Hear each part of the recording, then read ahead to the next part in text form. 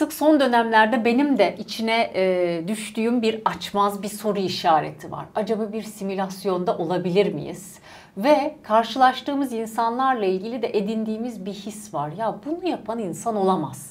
Dünyada tek bir ırktan, tek bir soydan bahsedemiyor olabilir miyiz? Yani insanoğlu dediğimiz bir soy ve onun benzerleri başka soylar olabilir mi? Çok mümkün bu. Zaten geldiğimiz noktada dünyayı incelerken bunun içerisinde biz hep bir türü inceliyoruz, insanı özel olarak ve kendimizi özel hissettiğimizden. Fakat diğer canlıları dünya haricinde güneş sistemi ve evreni incelediğimiz zaman hani bizim burada tek bir tür olarak ve tek bir soy olarak olduğumuz bir gerçek midir yoksa bizim hipotezimiz midir?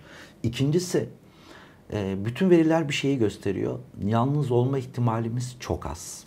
Yani bunu Carl Saganlar matematiksel olarak araştırıp dediler ki hani bize benzer gezegen olma ihtimali matematiksel olarak şu kadardır dediler. En az 18 bin tane benzer yapıda gezegen olması lazım bu evrenin yaptığımız simülasyonda dediler. Harika. Bunun haricinde bizden atıyorum gelişimini 1 milyon yıl önce tamamlamış bir gezegen düşünün ve içinde yine insan gibi bir karbon bazlı DNA'ya sahip olan yani tanrısal kodun yazılı olduğu bir canlı türü olduğunu düşünün ve bizden 1 milyon ileride daha doğrusu önce başlamışlar. Bizim 1 milyon yıl sonra geleceğimiz seviyeyi düşündüğümüz zaman bu adamların da hala bizim mantığımızca ve yaptığımız astrofizik çalışmalarda bile bir yerden bir yere gitmek için mesafe çok uzun gidemeyiz falan gibi hep algılarımız bugünkü teknolojimizin bize dayattığı ürettiğimiz makinelerin alacağı ışık hızındaki hıza göre yapılırken moleküler bazlı bizim aslında başka bir yolculuk şeklini yapabileceğimizi falan düşünmekten biraz geri kalıyorlar. Yani hep aynı şekilde bir aracın içerisinde bir yapının, bir insanın gittiğini düşünüyoruz ama o öyle değil. Baktığınız zaman çok farklı yolculuklar yapabilir ve bu yolculukları da uzay zaman boyutunu bükerek yapabileceğimizi düşünüyoruz. Ve bu yüzden hani 1 milyon yıl sonra insanlığın geleceği noktada mesafeler arası çözümü yapacağımız araçlarla değil, belki kendi içimizde yapacağımız zihin araçlarıyla yapabiliriz. Çünkü öbür türlü fizik, bugünkü fizik sana bunu el vermiyor. Işık hızından fazla gidersen sen yapamıyorsun bunu ve bunu vücudun kaldırmıyor, organizman kaldırmıyor. Bunu farklı bir şekilde düşünerek yapabilirler. Atlantis gördüğümüz kadarıyla anlatılanlar gerçek mi, var mı, yok mu bu hep tartışılabilir ama çok yazılır, çizilir üzerinde. Çok da buluntular var Atlantis hakkında. Atlantis büyük ihtimalle gelişimini sağlarken teknolojik açıdan çok ileriye gitti. Ve o teknoloji zaman içerisinde onu batırır hale geldi ve koca kıta battı. Bir de ona muadil olan yerkürenin tam öbür tarafında yine bir okyanus üzerinde devasa bir kıta olduğunu düşündüğümüz Churchward'ın bize ilettiği Mu kıtası denen bir yer var. Mu kıtası da eğer var ise, ben görmedim ama var ise Mu kıtası da belki insanın içsel yoldan farkındalığıyla maneviyatını yükselterek yükseldiği bir çeşit şey diyebilirim. Çok ileri derece bir medeniyet. Bu ikisi de batıyorlar bu arada. Yani ikisi de iyi kötü diye tartışması değil. İkisi de batıyorlar. Bu batış jeolojik açıdan açıklanabilirken bir diğer taraftan cezalandırma şeklinde de olabilir. Birçok dinde cezalandıran bir tanrı inancı var. Bütün bu evreni yaratabilen adına Allah deriz, Tanrı deriz, yaratıcının, üstün zekanın her şeyiyle bizimle bu kadar ilgilenip detaylarda boğulmamızı sağlıyor. Bu bizi biraz hani kafamızı kurcalıyor, karıştırıyor. Evet, çok doğru.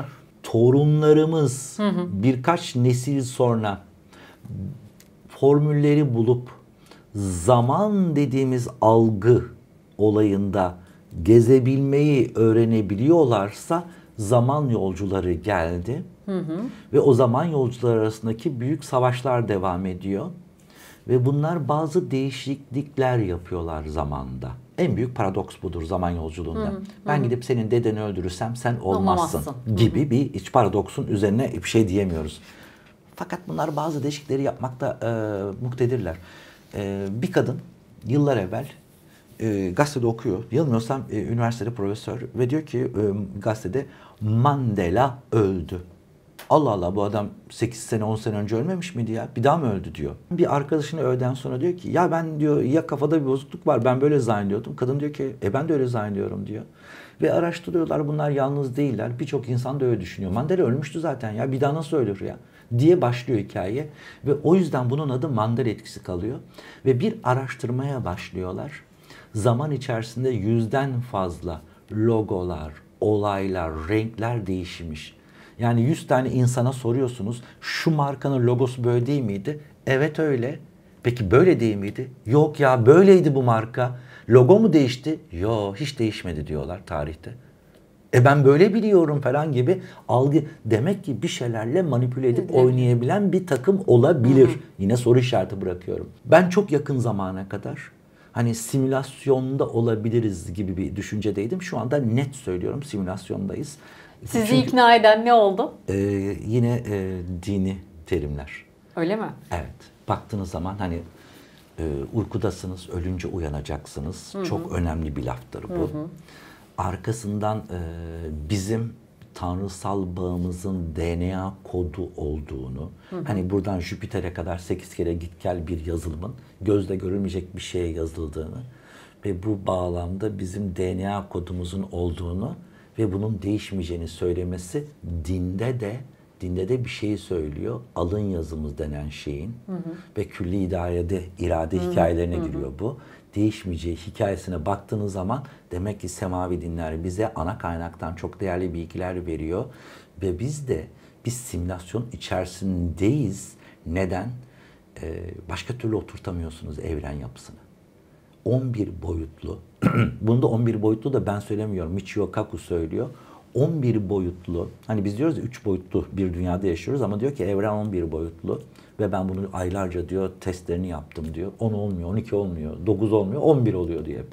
11 boyutlu bir simülasyon içerisinde. Şimdi ben bunu söyleyince bazıları diyor ki ya sen Kur'an-ı Kerim'de böyle bir şey, ya Kur'an-ı Kerim'de apaçık yazıyor. Apaçık yazıyor zaten, ölünce uyanacaksın diyor. Daha ne söylesin? Sen şimdi Allah'ın Allah yarattı zaten. Bir simülasyon varsa arkada bir üstün bir zeka var. Bizim algılayamayacağımız bir zeka var ve onun yaratımı. Diyorsunuz ki aslında insanlık, medeniyet tarihi sandığımızdan eski. Özellikle Göbekli Tepe'de yapılan çalışmalar da aslında ve durdurulan çalışmalar da aslında semavi dinlerin ortaya koyduğu bazı savları boşa çıkarıyor. Yani orada ciddi bir inanç sorgulamasına yol açabilecek belli ki buluntular var. Allah inancınızı nasıl koruyorsunuz? Yani çünkü bir yanda buluntular var. Bu dinlerden daha eskiye gidiyor bu medeniyet diyen. Bir anlamda dinleri boşa düşüren buluntular var. Evet. Ama siz şimdi diyorsunuz ki ben artık emin oldum, bir simülasyondayız ve bir simülasyonun yaratıcısı da Allah diyorsunuz. Şimdi tam tersini deseniz hiç şaşırmam. Ama bunu söylemeniz beni şaşırtıyor.